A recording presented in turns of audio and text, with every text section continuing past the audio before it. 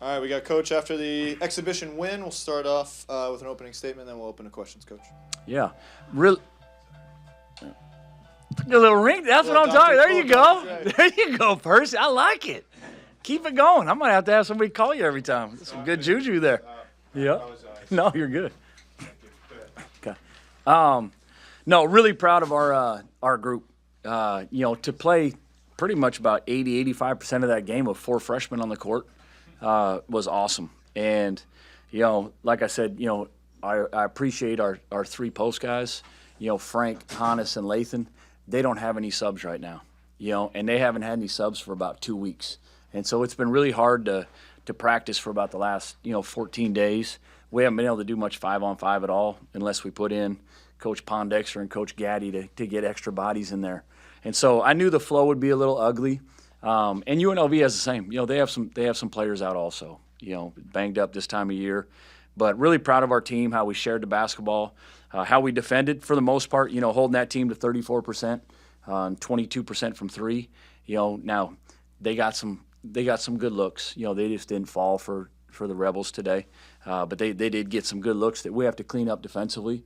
But I think you could say the same thing for ours. Like we had some pretty good looks that didn't fall. I thought we missed too many layups. They did a pretty good job protecting the rim, but we got to be able to finish those one-on-one down there. And then we left some points at the free throw line. But overall, we weren't expecting them to play zone. We literally just put in our zone offense like 36 hours ago, and we haven't even done it live. And to for our guys to share the ball and execute some of the things that we hadn't even done live, I was proud of our players being able to fight through that and just making the right play and making shots. That was maybe the first time that people saw Hannis and like JJ. Just the things that you would say about their performance would be what? Yeah, I mean, what I expect from both of them. These are high-level kids. I don't care if they're freshmen. They're used to playing with good players, and their skill level and IQ is so high. It doesn't matter if they're a freshman. Like they're smarter than most 3rd and 4th year guys at this level. Like they have very high basketball IQ. You could see how the game was. Like JJ had 12 assists. I don't know if we had a player that had 12 assists in a game all last year. Let alone 10. Great may have had a couple times, but he probably could have had 15.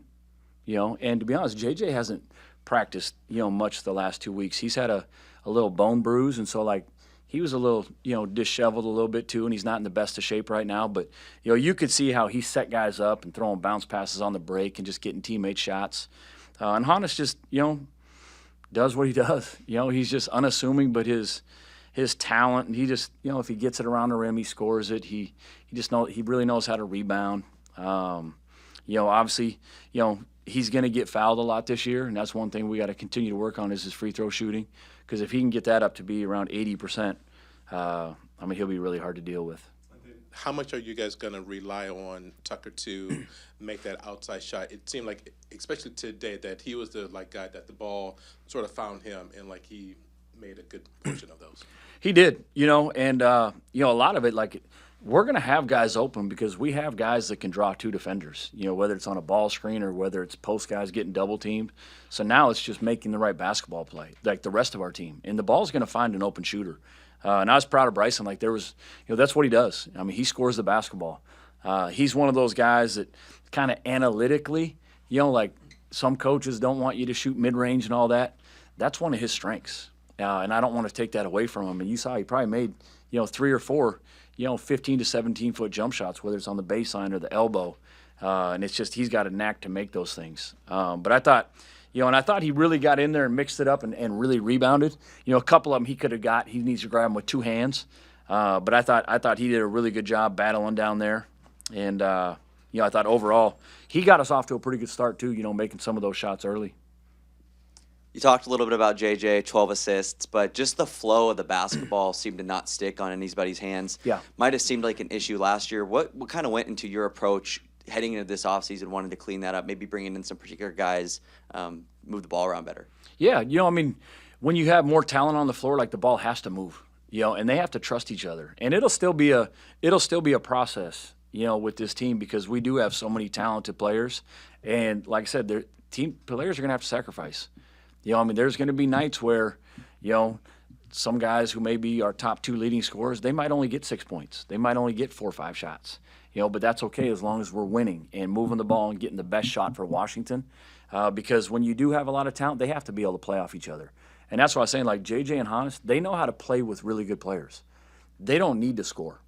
And they just make the right play. If they get 2, they get rid of the ball. It seems like it shouldn't be that hard, but it is hard for a lot of this generation where they want to take crazy shots. You know, and the more we can get everybody playing like that, which at times in practice we have, and offensively it's pretty fun to watch. And then Cortland Mulder, you talked about him last week, kind of being that wild banshee on defense, and it just watching him, you can see him fly around defensively, play with a different, kind of like a chip on his shoulder. How do you see him fitting into this rotation, especially when you get guys like Desmond Claude back, Kimari Peterson, you know, et cetera? Yeah, I mean, it'll be hard. Like, the more, you know, guards we have, then you have to really limit, you know, your mistakes. You know, and I'm not saying he made mistakes, but that's all of our guards. You know, like, we have to put a lineup on who's gonna defend and rebound, because they're all talented offensively. Okay, and then offensively, you got to take care of the basketball. You got to make the right play. You know, and I loved his aggressiveness tonight, and I grabbed him after the game because I told him, I said, like, that's why we've been telling you have to play on 2 feet. You know, at this level, when you go in there and jump off 1 foot, it's too hard to finish, and usually it's a turnover. You know, but sometimes they have to go through that. Like, they can listen to me telling them, like, no, this is how it's going to be. Now he saw it. And he's so smart, like, he'll adjust literally Tuesday when we practice again. You know, he will. And it's going through those experiences for all of our freshmen. You know, even JJ and, like, there were some turnovers JJ had tonight. He's not going to have those turnovers in a week or 2. He's not, you know. And Hannis, same thing. But I loved how, you know, just competitive he was. You know, guarding Dre Gibbs, Longhorn. He's hard to handle.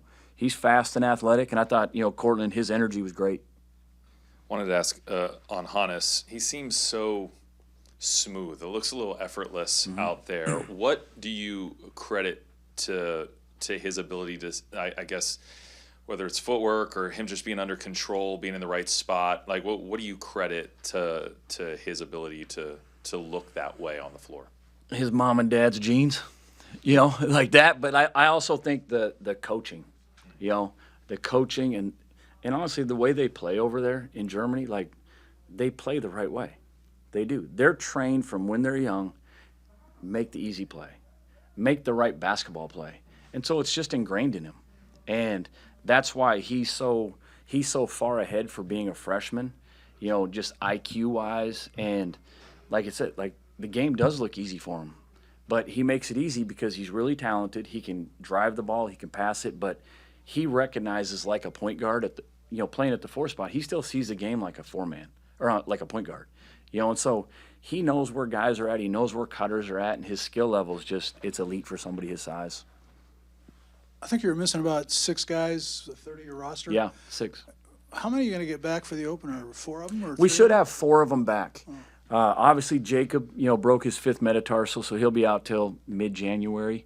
Madi's obviously out for the year. But the rest of them should be back. They should all be practicing hopefully by the end of next week. You know, we're having a closed-door scrimmage against Boise State next Sunday. Probably 2 of them still probably won't play, I imagine. You know, and then we'll have to see, you know, Zoom. You know, he's in concussion protocol. But, you know, like Dez sprained his ankle. Kamari had tweaked his hamstring. You know, Christian's coming back from a broken toe. And so hopefully those 4, you know, get back quick.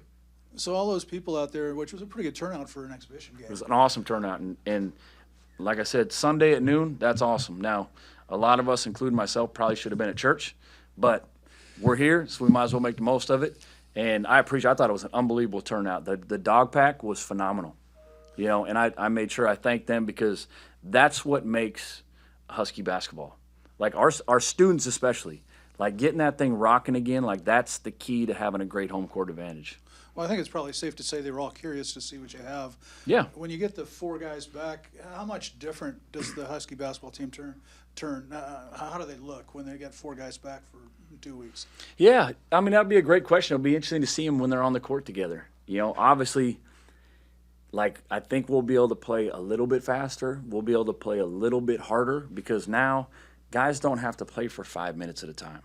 You know, like, our post guys can play 2.5 minutes, get a sub, get a break, come back in. And that way, we're just continuing to throw punches for 40 minutes at the 4 spot, at the 5 spot. Our guards, they're going to have to be on task. They're going to have to play the right way. They're going to have to take care of the ball, or there's somebody on the bench waiting to come in. And, and that competition, that's what every great team has. You have to have competition at every spot. Any last questions for Coach? Yep. 2 more. When teams do zone you, do you think you have enough shooting there to combat that? We do, and especially, you add Kamari to the mix, who's probably our best shooter, and, Jacob, when he comes back in January, those two were shooting the cover off the basketball.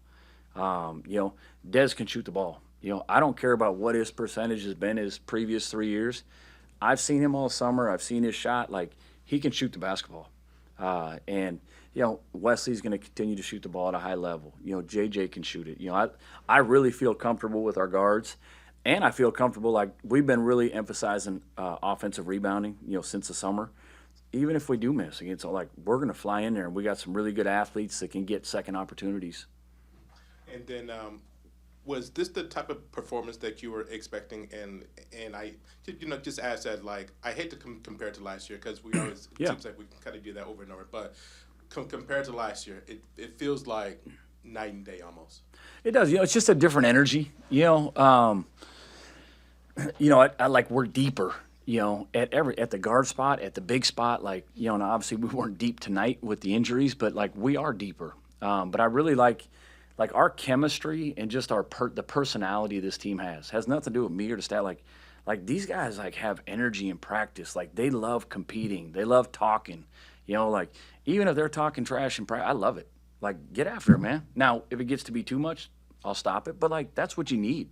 But at the end of the day, they're all hanging out, and that's something that all good teams have, and this team has that. Now we got to go continue to put it on the floor. But I love the personality and the competitiveness of this team. Last question. Can you talk a little bit about Frank's performance tonight? He looked fresh. He was getting up and down. Yep. And he had that one baseline jumper. Is that something you're comfortable with him taking? Because it looked pretty pure. No question. He made quite a few of them last year. He's actually got great touch. At the elbows and that short corner, and he works on it a lot. He can stretch, he can shoot the basketball. And in fact, when teams aren't guarding him out there, we have stuff we'll run to get him that shot. I'm very comfortable with him doing that. I thought he did a great job. I thought he got a little bit tired in that second half. I thought there was some blocks he could have had, and defensively he's got to protect the rim a little bit better. But I thought he was just kind of exhausted because right when I'd look at him, he was running you just see sweat pouring down his face. But, he has to be that defensive anchor every second he's on the floor. When a shot goes up, I expect him to block it or rebound it every single time when he's on the court because he's capable of doing that. Thank you, Coach. You bet. Hey, go Dogs and go Mariners.